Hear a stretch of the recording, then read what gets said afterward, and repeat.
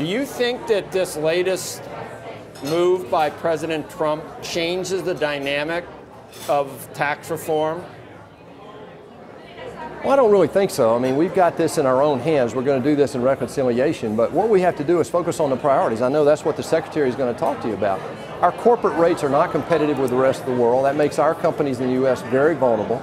We are the last country to have a repatriation tax. Those two things alone will free up a lot of capital and get our economy going again. And then we've got to simplify this individual tax code. So that's what I'd love for you to talk to the Secretary about. And then other things are the regulatory moves that his department are doing right now to pull back on some of these onerous regulations in Dodd-Frank and CFPB.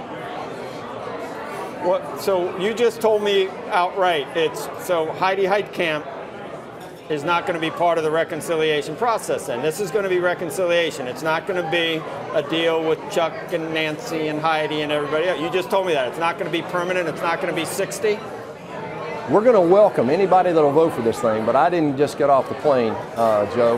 What we've got to do is make sure we get this priority done at all costs. That's what the American people want. I just spent several weeks running around our state, and I can tell you that's exactly what people expect. If we get this tax package done in some form, this economy is wanting to turn right now. Consumer confidence at a 16-year high, CEO confidence is up at a 20-year high, and I believe we're seeing the first stages of real CapEx investment right now in U.S. business.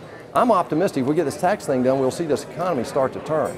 So, Senator, you said do the right thing in terms of not adding to the deficit. You saw we went over 20 trillion. I know you saw that. So does that include doing the right thing, includes paying for all the tax cuts, or do we do dynamic scoring, which assumes future growth that a whole group of people either don't want or don't think it can happen? Joe, you have to include dynamic scoring. I mean, that's a Washington term. I never knew what that meant in real business. What we did is we actually did financial models that made sense. These scoring models up here are not, they have no relation to the real world.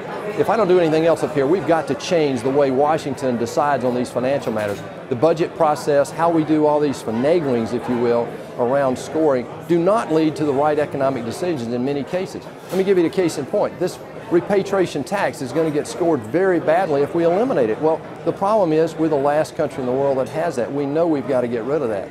But our scoring keeps us from doing, in many cases, the right things up here. And by the way, when I'm talking about doing the right thing is to help the people in Georgia and Texas and Florida and South Carolina. The problem is we're losing the ability to do the right thing. That's what I'm up here talking about.